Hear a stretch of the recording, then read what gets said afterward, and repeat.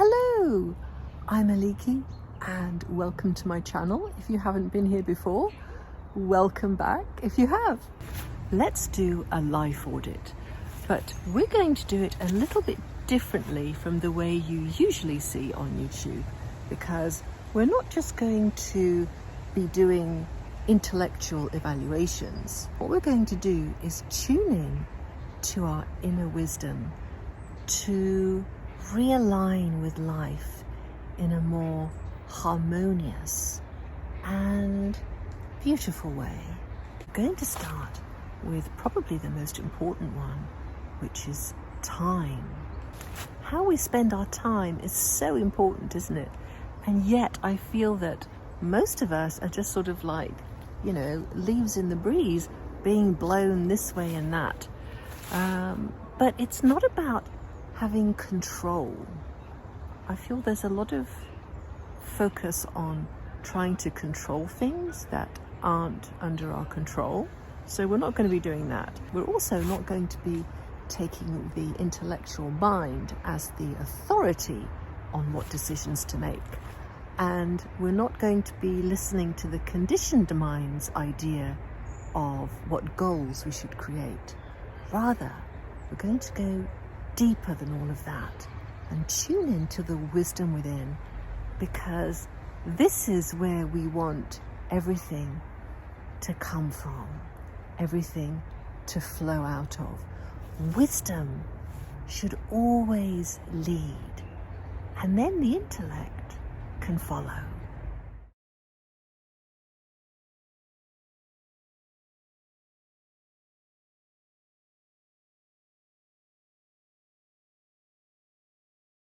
So one of the most important things is to recognize the difference between what your mind is saying and what your spirit is saying. Usually what the mind is saying is a lot louder than what our inner wisdom is saying, which is a much quieter voice. It's an inner sense of what feels right for you and what doesn't. So this is what we want to pay attention to when we're doing this life audit. We'll have a clear sense within us of what feels right and what feels out of alignment. And before we go rushing in to create goals and steps to reach those goals, it's good to just slow down, get really quiet inside, and allow this sense of knowing to rise up within you, trusting in the light and the answers that appear during this process. When you listen inwardly, you start to sense where your time naturally wants to flow and where it doesn't anymore. This is a very different way of living. It's fresh, it's new, and it's always intuitive. Where is life nudging you to spend less time? And where is it asking you to spend more? Notice the little pockets of time throughout your day, waiting in line, scrolling, opening apps you don't need. Are they nurturing you, inspiring you, or draining you? Pay attention to the decisions you make from frustration, "I'm sick of this," versus the decisions you make from freedom. It feels right to stop doing this now. Pay attention to the quiet sense of knowing. Learn to listen and trust the wisdom within. So one of the first things that I tuned into was that I've spent a lot of time on my content creation this year. A lot of time online, in front of a screen, creating videos, creating content for social media, and creating offerings to help people get to know themselves. And recently I decided that I don't want to keep up that pace of content creation and feeling so busy and spending so much time in front of a screen. So once I tuned into this and made this decision, it felt so good. And then very naturally and spontaneously, I just started letting go of things. I realized, oh, you know what? I don't need my LinkedIn account anymore. I don't need my Quora account anymore. I don't need to try and post a reel every day. I just felt a relaxing in my being that is so healing, because it's very easy as an entrepreneur and content creator to overdo it. We all fall into this trap repeatedly. So it's good to do these life audits quite regularly, actually. The other thing I identified very much related to this is spending time on my phone.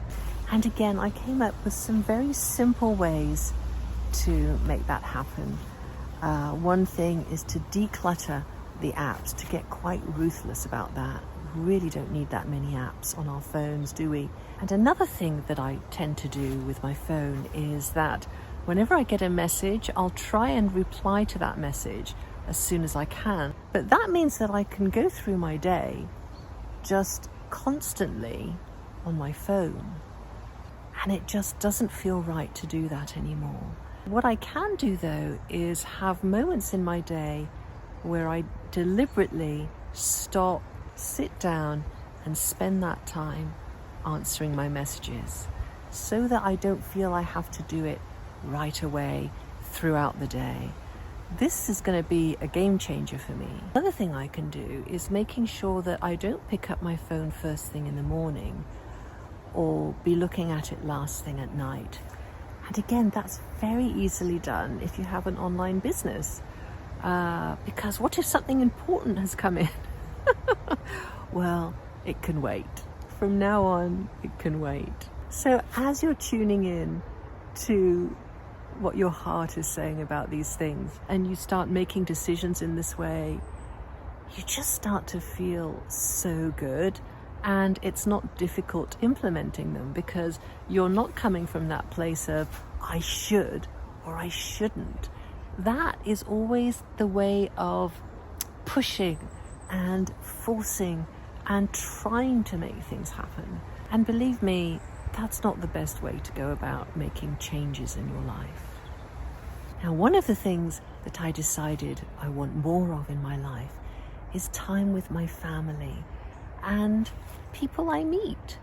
I want to have more free time to spend with those who I love, and I want to feel free to be able to invite my neighbor over.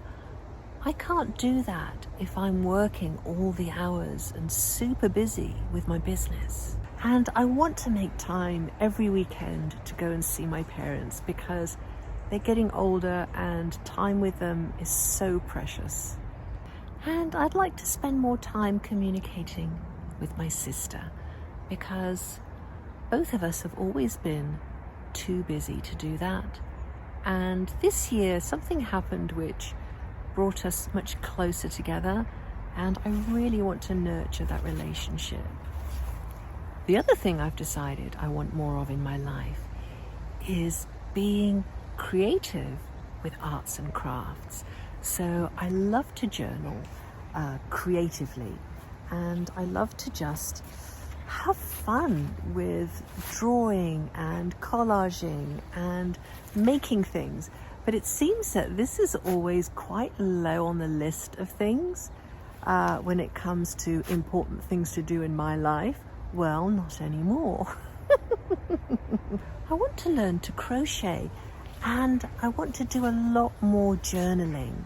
I want to dig out that rock painting kit that I bought in a charity shop about 2 years ago and actually use it. You know, it's incredible how much joy it gives me to just sort of open a page in my journal and pick out some pretty paper, glue it down, put some stickers on there, maybe write something on there. It's just fun and it feeds my soul, you know, it really does. It's all about quality of life, isn't it? And that's why it's so important to take the time to tune in and realize, wow, this really makes me happy, so why don't I do it more often? And I want to make homemade gifts for Christmas this year.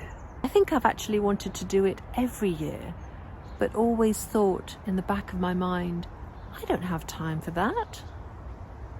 But when you do a life audit and you discover what's actually important to you, then you can create time.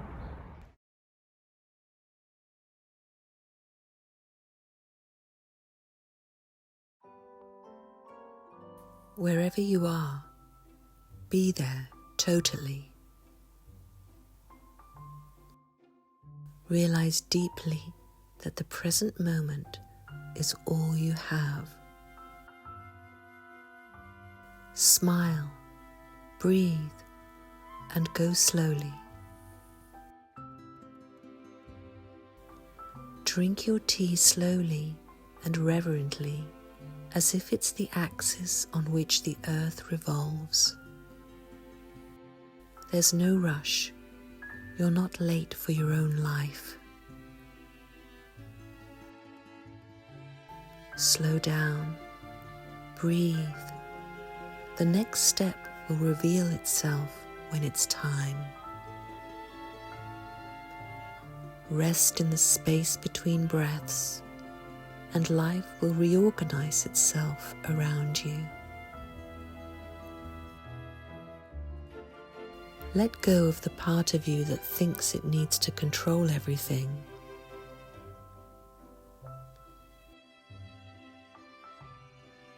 When you let go, your energy naturally goes where it's meant to. The more in harmony you are with the flow of your own existence, the more magical life becomes. We can only do one thing at a time. Be here.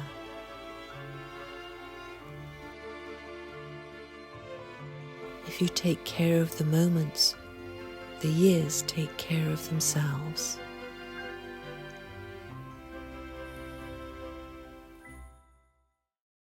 Let me know how you get on in the comments below. I'd really love to know. And join me next week when we're going to be looking into our bodies and how we can listen more deeply to them and take care of them in a better way.